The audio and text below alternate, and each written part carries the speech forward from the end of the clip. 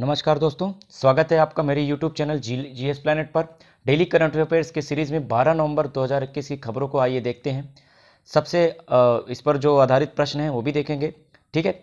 और पहला क्वेश्चन है कि किस भारतीय शहर को यूनेस्को के द्वारा रचनात्मक शहरों की सूची में शामिल किया गया है।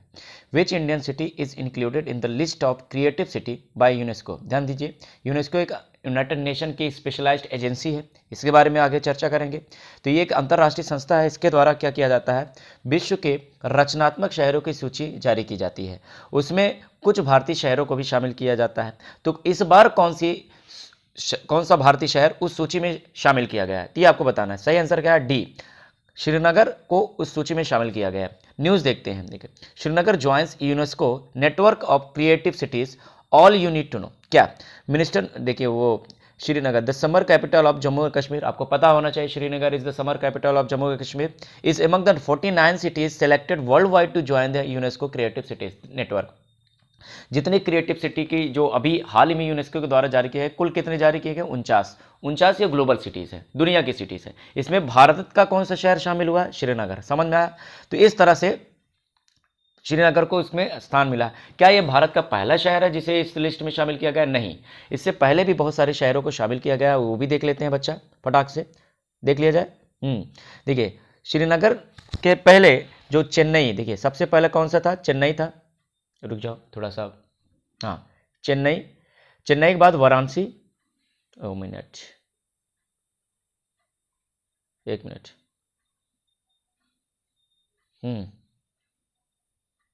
ठीक है, हाँ आप सही है। चेन्नई के बाद वाराणसी, ये दो पहले शहर थे जिनको शामिल किया गया था। उसके बाद जो है जयपुर के बाद अभी मुंबई के बाद कहाँ गया, न्यू दिल्ली, और नहीं, हाँ सही है, कहाँ गया, हैदराबाद, सॉरी न्यू दिल्ली नहीं, न्यू दिल्ली में यूनेस्को का जो भारत का ऑफिस है उसकी बात कर रहे हैं, ठीक है। ठीक, तो हैदराबाद था, हैदराबाद से पहले मुंबई था, मुंबई से पहले जयपुर से पहले क्या, वाराणसी और चेन्नई। ये 5 शहरों को भारत में ऑलरेडी क्रिएटिव सिटीज़ की लिस्ट में शामिल किया गया था। तो अभी छठा शहर कौन हो गया है, श्रीनगर। ये समझ में आया। ध्यान जी, यूनेस्को के द्वारा वर्ल्ड हेरिटेज साइट भी जारी किए जाते हैं।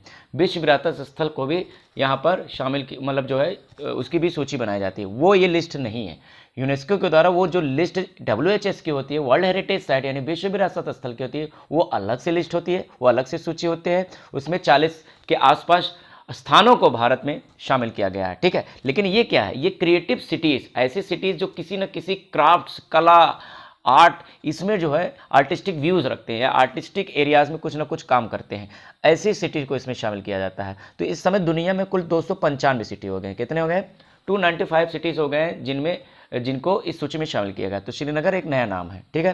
तो ये पूरा आप लोग न्यूज़ पढ़ लीजिएगा। अब यूनेस्को के बारे में थोड़ा सा जान लेते हैं बेटा कि यूनेस्को क्या है। यूनाइटेड नेशन की एक स्पेशलाइज्ड एजेंसी है। इसका फुल फॉर्म क्या है, United Nation Educational, Scientific and Cultural Organisation. United Nation Educational, Scientific and Cultural Organisation, ठीक है। ये स्पेशलाइज्ड एजेंसी है यूनाइटेड नेशन की। इसका काम क्या है, पूरी दुनिया में एजुकेशन क्षेत्र में काम करना है। पूरी दुनिया की कल्चरल जो आइडेंटिटी है, जो सांस्कृतिक पहचान है या धरोहर है, उनको कैसे कंजर्व किया जाए, उनको कैसे संजो के रखा जाए, उस पर भी ये काम करती है, ठीक है।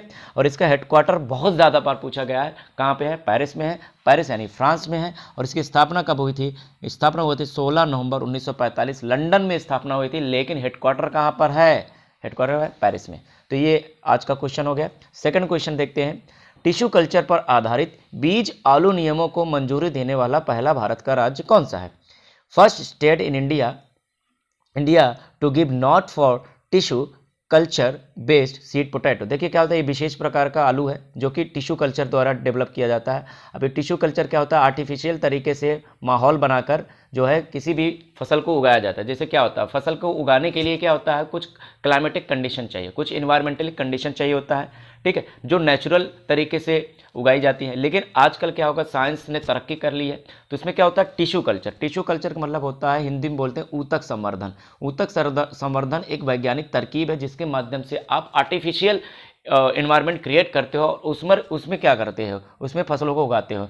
तो भारत में आलू के लिए एक नियम बना है कि मतलब टिश्यू कल्चर के जरिए आप आलू को उगाएंगे, और उसके लिए कुछ नियम बनाए हैं किसने, पंजाब सरकार ने। तो पंजाब सरकार के द्वारा ये पहला ऐसा राज्य हो गया है जिसने इस दिशा में कोई नियम जारी किए हैं। तो पंजाब टिश्यू कल्चर आधारित बीज आलू नियमों को मंजूरी देने वाला पहला भारतीय राज्य बन गया है। पंजाब के बारे में बात कर लेते हैं। पंजाब देखिए, पंजाब का मैप है, इसके नॉर्थ वेस्ट में आपको देख रहे हैं तो हिमाचल प्रदेश है, एक्सट्रीम नॉर्थ में क्या है, जम्मू एंड कश्मीर है, ठीक है, ये यूनियन टेरिटरी है, ये राज्य है। फिर इसके बाद बॉर्डर पे क्या है, पाकिस्तान है, राजस्थान दक्षिण में है, और इधर जो है क्या कहते हैं कि तो है ये बस, और फिर नीचे हरियाणा है साउथ वेस्ट में, ठीक है, साउथ वेस्ट में हरियाणा। इतने सारे राज्यों से ये घिरा हुआ है, क्लियर है। उसके अलावा अगर आपसे पूछा जाए इसके गवर्नर कौन है, इस समय इसके गवर्नर है बनवारी लाल पुरोहित जी। चीफ मिनिस्टर कौन है, चरणजीत सिंह चन्नी। क्या है, चरणजीत सिंह चन्नी। यहाँ का डांस फॉर्म कौन सा है, भांगड़ा और गिद्दा, यहाँ के मेजर डांस फॉर्म है, ठीक है। रिवर प्रोजेक्ट्स की बात करें, भाखड़ा नंगल यहाँ की प्रमुख जल परियोजना है, बहुत बड़ी परियोजना है, भारत की सबसे बड़ी परियोजना है। It is the largest dam of India, ठीक है। कौन सी नदी पर है ये भी पूछा जाता है, तो ये सतलुज नदी पर है। किस पर है, सतलुज नदी पर, सतलुज नदी पर है, ठीक है, सतलज नदी पर ये बना हुआ है, ठीक, समझ में आया, ठीक। और गोल्डन टेम्पल यहाँ पे फेमस स्वर्ण मंदिर है, अमृतसर में, जो एग्जाम में पूछ लिया जाता है। तो पंजाब के बारे में हो गया। तीसरा क्वेश्चन, किस महापुरुष के जन्म दिवस पर 15 नवंबर को राष्ट्रीय शिक्षा दिवस मनाया जाता है। National education day is observed on every 15th November on which freedom fighters birthday, ठीक है। क्या ये एपीजे अब्दुल कलाम है, क्या जेबीर कृपलानी है, क्या मौलाना अबुल कलाम आज़ाद है, या एस राधाकृष्णन है। ध्यान दीजिए, बहुत सारे लोग एस राधाकृष्णन को लगा देंगे तो गलत हो जाएगा। इनके नाम पर, इनके जन्म दिवस पर 5 सितंबर को हम लोग शिक्षक दिवस मनाते हैं। क्या मनाते हैं, शिक्षक दिवस, मतलब टीचर्स डे मनाते हैं। लेकिन यहाँ बात हो रही है एजुकेशन डे की, शिक्षा दिवस। तो शिक्षा दिवस किसके नाम पे मनाया जाता है बच्चा, किसके जन्मदिन पर, मौलाना अबुल कलाम आज़ाद। क्यों भैया, क्योंकि मौलाना अबुल कलाम आज़ाद देश के पहले शिक्षा मंत्री थे। क्या थे ये, देश के पहले शिक्षा मंत्री थे, पहले एजुकेशन मिनिस्टर थे, और इनका जो जन्म दिवस पड़ता है वो 11 नवंबर को पड़ता है, इसलिए उनको कॉमोमोरेट करते हुए ये मनाया जाता है, ठीक है। मौलाना अबुल कलाम आज़ाद के बारे में, ये एक ऐतिहासिक पर्सनालिटी है, हिस्टोरिकल पर्सनालिटी है, इसलिए इनसे क्वेश्चन बन जाता है। तो देखो इनसे क्या बनता है क्वेश्चन कि यंगेस्ट पर्सन है to serve as a president of Congress. तो यंगेस्ट प्रेसिडेंट बन चुके हैं ये, यंगेस्ट प्रेसिडेंट ऑफ कांग्रेस। तो एग्जाम में बहुत बार पूछा जाता है कि कांग्रेस का सबसे युवा अध्यक्ष बनने वाले व्यक्ति कौन थे। तो अब मौलाना अबुल कलाम आज़ाद ये यंगेस्ट प्रेसिडेंट थे, ऑफ कांग्रेस बने थे, ठीक है। ये एग्जाम में पूछा जाता है। दूसरी बात क्या पूछा जाता है बच्चा, कि ये देश के पहले शिक्षा मंत्री थे, फर्स्ट एजुकेशन मिनिस्टर थे। तीसरा एक और चीज़ पूछा, 1919 के आसपास इन्होंने 2 प्रमुख आंदोलन में पार्टिसिपेट किया था। एक था खिलाफत आंदोलन, और दूसरा था असहयोग आंदोलन। असहयोग आंदोलन के दौरान ये गांधी जी से बहुत प्रेरित हुए और गांधी जी की विचारधारा को अपनाकर इन्होंने कांग्रेस को और मजबूत किया, क्लियर है।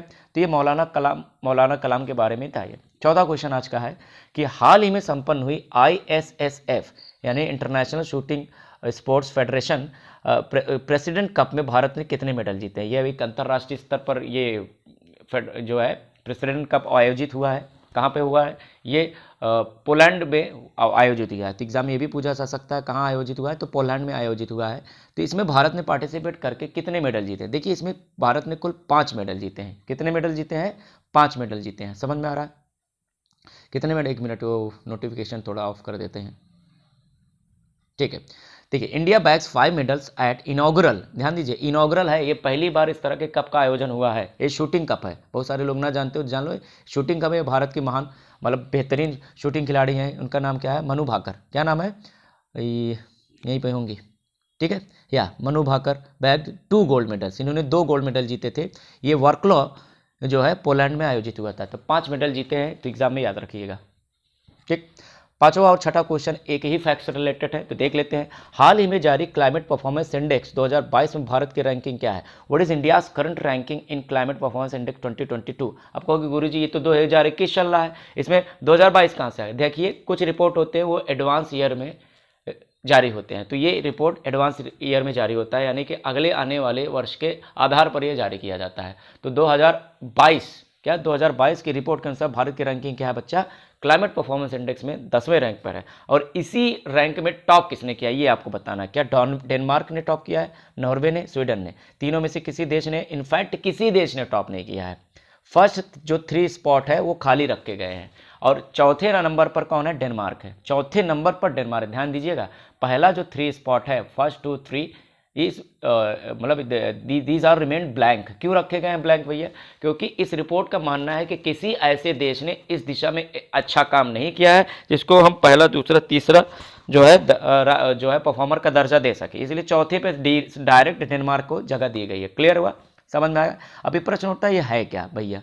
तो इस इंडेक्स के बारे में बात करते हैं। तो सबसे पहले किसको द्वारा जारी किया जाता है? जर्मन वॉच, एक एनजीओ है, जर्मन वॉच के द्वारा ये जारी किया जाता है। ये क्या करता है, ध्यान दीजिएगा। 2015 में, ध्यान से सुनिएगा, 2015 में पेरिस कहाँ है? फ्रांस में एक समिट हुआ था जिसे पेरिस समिट के नाम से जाना जाता है। पेरिस समिट का मतलब होता है पेरिस सम्मेलन। ये पर्यावरण पर पेरिस का सम्मेलन हुआ था। समझ में आया? कब हुआ था? 2015 में। तो यहाँ पर सभी जो बड़े देश हैं उन्होंने एक कमिटमेंट किया था कि हम जो है अगले 15 से 20 सालों में क्या करेंगे? कार्बन उत्सर्जन में कमी लाएंगे। कार्बन डाइऑक्साइड के उत्सर्जन में क्या लाएंगे? कमी लाएंगे। क्यों कार्बन डाइऑक्साइड के उत्सर्जन यानी एमिशन में कमी लाएंगे? क्योंकि कार्बन डाइऑक्साइड एक चीफ पॉल्यूटेंट गैस है, एक इंपॉर्टेंट प्रदूषक है, जिसकी वजह से वातावरण यानी वायुमंडल में बहुत ज़्यादा प्रदूषण फैलता है और जिस कारण से ग्लोबल वार्मिंग यानी वैश्विक उष्णता की समस्या उत्पन्न हुई है। धीरे धीरे पृथ्वी का औसत तापमान बढ़ रहा है, तो हमें उसे रोकने के लिए क्या करना है? अपने कार्बन उत्सर्जन की मात्रा में कमी लानी होगी। ठीक है, तो 2015 में सभी देशों ने कमिटमेंट की। जैसे भारत ने कमिटमेंट की भैया कि हम 2035 तक क्या करें, 2035 तक क्या करें? अपने 30 से 35% की कटौती करेंगे। रशिया ने किया, ऑस्ट्रेलिया ने किया, चीन ने किया, अमेरिका ने किया। सभी बड़े बड़े देशों ने अपने कार्बन उत्सर्जन की कटौती को क्या किया है कि घोषणा की है कि हम इतना करें। तो क्या वास्तव में उस दिशा में देश जा रहे हैं जितना उन्होंने कमिटमेंट किया? मतलब जिन देशों ने जितना मुंह फाड़ा है कि भैया हम इतना करेंगे कार्बन उत्सर्जन क्षेत्र में, क्या वास्तव में उन्होंने किया है? बस इसी परफॉर्मेंस को ट्रैक कर रही होती है। तो इसमें भारत की रैंकिंग बहुत बेहतर है। भारत 10वें नंबर पर है। हालांकि इस तरह की रैंकिंग पर ज़्यादातर भारत की रैंकिंग पुअर रहती है, लेकिन ये बहुत ही बेहतर परफॉर्मेंस भारत की ओर से हो रहा है। आपको पता है माननीय मोदी जी इस दिशा में बेहतर काम कर रहे हैं। उनकी दिशा पर्यावरण को रोकने के लिए कैसे है कि पर्यावरण को सुरक्षित रखा जाए। जैसे सोलर एनर्जी के प्रोडक्शन पर बल दे रहे हैं, विंड एनर्जी के प्रोडक्शन पर बल दे रहे हैं। ठीक है, कोयले को कम करने की कोशिश कर रहे हैं। तो इस तरह से उनका इस दिशा में काम सराहनीय है। ठीक है, जलवायु प्रदर्शन पढ़ लीजिएगा, बाकी मैंने समझा दिया। आज का लास्ट क्वेश्चन, 7वां क्वेश्चन, हाल में भारत सरकार द्वारा किस महापुरुष के जन्म दिवस पर जनजातीय गौरव दिवस मनाने का निर्णय लिया है? तो कब मनाया जाएगा? ठीक है, ये मनाया जाएगा 15 नवंबर को। कब मनाया जाएगा? 15। The government of India has decided to observe 15 November as Janjatiya Gaurav दिवस। कब मनाया जाएगा? 15 नवंबर। किसके जन्म दिवस पर? तो बिरसा मुंडा, जो कि महान जनजाति नेता थे, इनको भगवान बिरसा मुंडा का दर्जा दिया गया। इनको भगवान बोलते हैं जनजाति लोग। ठीक है, क्या किया था? देखिए, अंग्रेजों के शासन के समय इन्होंने अंग्रेजी हुकूमत के पसीने छुड़ा दिए थे। इन्होंने ट्राइबल्स को एकजुट करके आंदोलन किया था और झारखंड के अंदर उन्होंने अंग्रेजों से क्या किया था? अंग्रेजों को बाहर करने का एक प्रयास किया था। समझ में आया? इसीलिए इनको भगवान का भी दर्जा दे दिया गया है। ठीक है, और कैबिनेट ने एक फैसला किया है कि इनका जो जन्म दिवस होता है 15 नवंबर को, उस दिन क्या मनाया जाए? जनजातीय गौरव दिवस मनाया जाए। क्लियर है? तो आज हमने 7 क्वेश्चन डिस्कस किए, इंपॉर्टेंट क्वेश्चन थे, आप लोगों को समझ में आया होगा। डाउट हुए हो तो प्लीज़ मुझे टेलीग्राम करिए, और टेलीग्राम नंबर पर जो मैंने किस पे देता हूँ, जो फ्लैश होता है यूट्यूब पर थंबनेल पर, उस पर देता हूँ, उस पर आप बिल्कुल कमेंट कर सकते हैं। I will be there to respond you. ठीक है, दूसरी बात क्या है, पीडीएफ आपको हमेशा तरह कहाँ मिलेगा? डिस्क्रिप्शन में लिंक मिल जाएगी। वीडियो को सराहते रहिए, सपोर्ट करते रहिए, आगे बढ़ते रहिए। जय हिंद।